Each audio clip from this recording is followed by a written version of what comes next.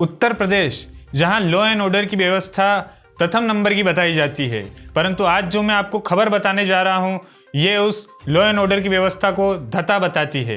क्या है पूरा मामला, बताते हैं आपको विस्तार से। नोएडा में रहने वाले एक बिजली कर्मचारी के साथ मारपीट भी कुछ इस तरीके से हुई कि कर्मचारी जब अपनी आप बीती बताते हैं तो खुद सहम जाते हैं। नोएडा सेक्टर 63 में बिजली विभाग के कर्मचारी गौरव त्यागी के ऊपर 12 सितंबर को पेट्रोलिंग के बाद जब वह घर जा रहे थे, तभी रास्ते में उनके ऊपर 4 से 5 अज्ञात लोगों ने उनके ऊपर हमला कर दिया। हमला कुछ इस प्रकार का किया कि गौरव के सर में लगभग 11 टाँके आए हैं, वह एक हाथ में फ्रैक्चर भी हुआ है। इस मामले को लेकर जब नज़र टुडे के संवाददाता अंकित दुबे ने जब गौरव से बात की तो वह खुद अपनी आप बीती बताते हुए सहम गए। लोग तो मैंने देखे 3 लोग तो थे, वो बाइक से जो थे वो 3 लोग थे, और उन्होंने जो है उतरते ही साथ मेरे जो है सर पे हमला कर दिया। मतलब पहली चोट उन्होंने ऐसी मारी थी कि पहली चोट में मेरा ब्लड निकलना चालू हो गया। तो मैंने उनसे पूछी भी कौन लोग हो आप, क्यों मार रहे हो? तो उन्होंने मतलब बताया ही नहीं कुछ भी, उन्होंने नाम तक भी नहीं बताया मेरा क्या नाम है क्या नहीं है। बस बात वही थी कि बस हमला ही करना था उन्हें। वो हमला भी इस तरीके से करते जैसे कि जान से मारने ही आए। उन्होंने जो हमला किया, उन्होंने जो यहाँ फ्रैक्चर किया, 6 टाँके मेरे यहाँ हैं और यहाँ फ्रैक्चर है, 5 टाँके मेरे यहाँ हैं, टोटल 11 टाँके मेरे आए हैं सर में, और ब्लड भी काफ़ी बहा। उसके बाद जो मैंने अपने जो हमारे एसडीओ साहब थे, एसडीओ साहब को फ़ोन किया रात को ही उसी टाइम पे 11:10 पे एसडीओ साहब को मैंने फ़ोन किया। मैं कि सर इस तरह से घटना मेरे साथ घट चुकी है दिल्ली जागरण के सामने। उसके बाद मैंने जो है जो हमारे जेई साहब हैं अजय बालियान, जो सेक्टर 64 के जेई साहब है, मैंने फिर उनको फ़ोन किया कि सर मेरे साथ ऐसे ऐसे दुर्घटना घट गई है। वो बोले मेरे से कि चलो ठीक है 10 मिनट में हम आते हैं। उसके बाद जो मेरे अपने लाइनमैन थे नज़दीक के, जो नज़दीक में रहते हैं, उन सबको फ़ोन किया। तो मेरे पास सबसे पहले मंजीत लाइनमैन आया। अच्छा। जो हमारे डी ब्लॉक पे काम करता है। मतलब 5 से 7 मिनट के बाद ही जो वो आ गया, उसने मुझे उठाया। उठाने के बाद फिर जो अजीत भी आ गया और विशाल लाइनमैन आ गया और भी लाइनमैन आ गए वहाँ पे। ये सारे मुझे जो है चौकी लिख के गए, चौकी हमारे छिजारसी वाली पे। तो उन्होंने बोला कि हमारे यहाँ का मामला नहीं है, ये मामला जो है सी ब्लॉक का है। ठीक है। उसके बाद ब्लड ज़्यादा बह रहा था तो हम एसजीएम हॉस्पिटल चले गए। वहाँ पे जाके हमने पट्टी वगैरह बनवाई। तब तक हमारे अजय बालियान जो जी थे वो भी आ गए वहाँ पे। वो मुझे लेके जो है पुलिस थाने गए, सी ब्लॉक के थाने पे जाके हमारी वहाँ बात हुई। उसके बाद जो है हम जो है वहाँ चले गए सेक्टर 30 में हॉस्पिटल में। वहाँ जाके जो है हमने मतलब मेडिकल कराया अपना और वहाँ पे पट्टी बनवाई। वहाँ से आने के बाद जो है फिर हम एसजीएम हॉस्पिटल में आए और बालियान जी ने मुझे वहाँ पे भर्ती कराया एसजीएम हॉस्पिटल में। वहीं पे फिर मेरा ट्रीटमेंट चला। अच्छा। उसके बाद 13 तारीख में जो है हमारे एसडीओ साहब, जेई साहब और मेरे द्वारा एक एप्लीकेशन दी गई थी थाने में, जो उन्होंने जो है 13 तारीख और 14 तारीख की शाम तक भी उन्होंने एक्सेप्ट नहीं की वो एप्लीकेशन। फॉर्म एक्सेप्ट नहीं किया गया। हाँ।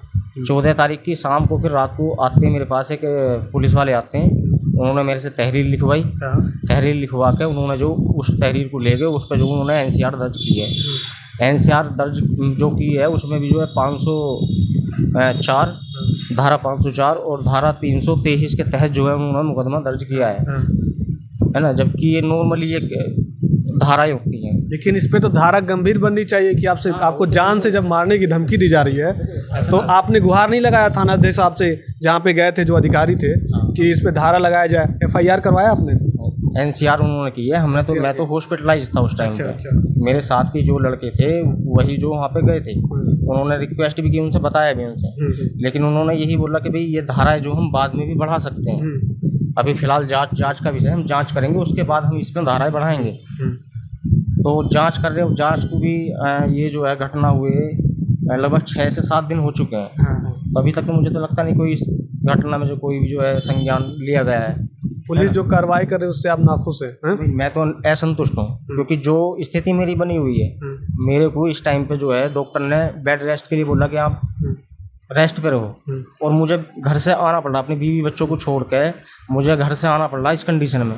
इसीलिए कि ताकि कहीं से कोई फुटेज मिले, है ना, और मैं पुलिस वालों को दूं, कोई उसमें जो है कुछ कार्रवाई हो, केस आगे बढ़े, जल्द से जल्द पता चले कौन लोग इसके पीछे थे। अच्छा। किसी पे शक, संदेह तो देखो मेरा तो किसी से झगड़ा तो रहता नहीं है। बाकी बिजली वाले हैं, कनेक्शन को काटने को लेकर या चेकिंग को लेकर आए दिन लोग नाराज तो रहते हैं। अच्छा अच्छा। अब उस कंडीशन में किसका हाथ, वो तो जांच के बाद ही पता चलेगा ना। पुलिस उसमें जांच करे कौन लोग मेरे पीछे थे, फुटेज निकलवाए उसकी। कंपनी सारे में सीसीटीवी कैमरे लगे हुए हैं, अच्छा अच्छा। हर कंपनी के बाहर सीसीटीवी कैमरे लगे हुए हैं। अगर फुटेज निकलवाएंगे तो निकल जाएंगे फुटेज, ऐसा नहीं है फुटेज नहीं निकलेंगे। फुटेज निकलवाने के लिए गुहार नहीं किया आपने? फुटेज निकलवाने के लिए क्या किया है, उनसे गुहार की है, जो हमारे जिन्होंने केस ले रखा है तरुण वर्मा, तो उन्होंने कहा है कि वो आश्वासन दिया है उन्होंने कि हम जो है फुटेज निकलवा रहे हैं, लेकिन उस बात को 6 दिन हो चुके हैं। और मुझे जो है घर से वापस, मतलब मुझे घर इस कंडीशन में मुझे घर से इसीलिए आना पड़ रहा है ताकि मामला लेट ना हो जाए, फुटेज लीक ना हो जाए, वो सबूत ख़त्म ना हो जाए। तो मैं चाहता हूँ कि इस मैटर में जल्द से जल्द कार्रवाई हो। अच्छा। इसके पीछे कौन लोग हैं वो निकल के आके कौन लोग हैं ये जिन्होंने मेरे पे अटैक किया है। मेरे संग साथ के और भी लोग हैं। हम बिजली वाले हैं, 11 बजे 12 बजे 1 बजे 2 बजे हमारा काम है फील्ड में रहना। अगर इस तरह से अटैक करेंगे तो कैसे काम करेगा बिजली वाला? आप खुद सोचिए कितना भयावह स्थिति होगा उस मंजर को जब ये देखे होंगे सामने से। हर कोई सरकारी व्यवस्था के लिए काम करता है, किसी न किसी के लिए ड्यूटी करता है। ये भी अपनी ड्यूटी करके वो ड्यूटी निभा के घर लौट रहे थे। घर पे न जाने सारे लोग इंतजार कर रहे होंगे कि आएंगे कुछ करेंगे हमारे लिए। हर किसी का कुछ न कुछ सपना रहता है। तो अब क्या हुआ है कि सरकारी व्यवस्था कुछ ऐसी है कि अगर इंसान किसी की लाइट काट भी दे रहा है, अगर वो गलत तरीके से कार चला रहा है, तो क्या उस पे ऊपर क्या आप जान से मारने की धमकी देंगे या जान से मार देंगे उसको?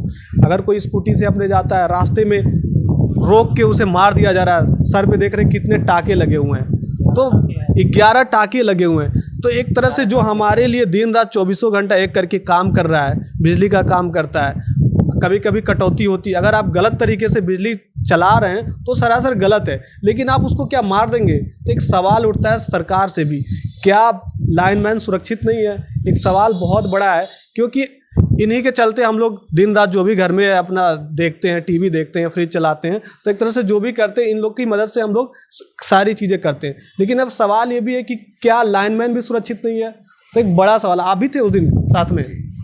चेकिंग में मैं था। मैं सचिभूषण सिंह, अवर अभियंता, 63 पावर हाउस, गौरव त्यागी, मैं, एसडीओ साहब, अजीत कुमार और इकराम मलिक, इतने लोग चेकिंग में वजीदपुर। अच्छा, हमको ये बताइए, जब आप लोग चेकिंग के लिए जाते हैं, कोई भी अभियान चलता है, पेट्रोलिंग चलती है, कुछ भी चलता है, तो कुछ साथ में सुरक्षा कर्मी नहीं रहते हैं क्या आपके? जी नहीं, क्योंकि मेरे अधिकारी ही मेरे साथ थे, एसडीओ साहब, उनके दिशा निर्देशन में ही। नहीं, साहब लोग तो दिशा निर्देश से काम करवाएंगे ही, लेकिन एक होता है ना कि सुरक्षा कुछ बवाल हो गया, गांव में अगर लेखपाल जाता है कुछ चीज़ें नापने के लिए तो उसके साथ दरोगा या सिपाही जाता है। तो उस तरह अगर आप जाते हैं बिजली काटने के लिए, तो चलिए अगर कभी कभी अंदर की चीज़ें निकल के आती है कि आदमी तुल जाता है मारने के लिए, गाली गलौज करता है, तो उस चीज़ के लिए कोई होगा ना साथ में आपको सुरक्षाकर्मी? नहीं, तो ऐसी कोई उम्मीद नहीं थी कि इस तरह के वारदात हो जाएगी। हाँ। और हम लोगों का तो काम पर रोज़ का ही है। हाँ। तो रोज़ कहाँ तक सुरक्षा हो पाएगी? और पुलिस वालों के पास जाइए सुरक्षा के लिए तो कहते हैं हम रोज़ सुरक्षा नहीं दे पाते हैं। नहीं तो आप अपने साहब को बताया ऊपर? तो साहब चूँकि स्वयं ही थे हमारे साथ। हाँ। तो उस ऐसी स्थिति में ऐसा नहीं था अंदेशा कि हाँ ऐसा कुछ हो जाएगा। हाँ। और चेकिंग के दौरान वहाँ पे कुछ हुआ भी नहीं। हाँ। हम लोग सुरक्षित पावर हाउस आ गए। हाँ। और जैसा कि हमारे कर्मचारी त्यागी जी बता रहे हैं, इनके साथ एक घटना घटी, सत्य है, वो सामने दिख भी रहा है कि इनके टाँका भी लगा है और ये चोटिल भी हुए हैं। मैं तो आपके चैनल के माध्यम से यही मांग कर रहा हूँ कि दोषी कर्मचारी जो भी इसमें हों, इनके खिलाफ सख्त कार्रवाई की जाए। ऐसी स्थितियों में हम लोग रात दिन, शासन की अपेक्षा ये है कि हम लोग जनता की सेवा रात दिन करें। अब एक बड़ा सवाल ये खड़ा होता है, अगर रात को अभियान आप चला रहे हैं तो सुरक्षा कर्मी अवश्य जरूरी है।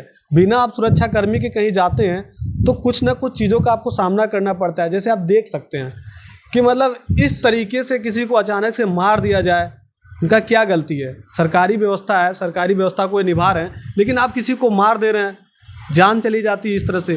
तो मतलब सरकार को भी सोचना चाहिए कि मतलब आप बताते हैं कि यूपी हमारा सुरक्षित है, हर किसी को सुरक्षा दे रहा है, सब सेफ हैं, लेकिन एक लाइनमैन के साथ ऐसा बर्ताव, आप सोचिए कितना भयावह स्थिति होगी वो, कि अचानक से लोग जाते हैं, बगल से स्कूटी रोकते हैं, कॉलर खींच के और मार देते हैं, सर फोड़ देते हैं। तो ऐसी वारदात को सरकार को सख्त से सख्त कदम उठाना चाहिए और इसकी सुरक्षा बहुत ज़रूरी है।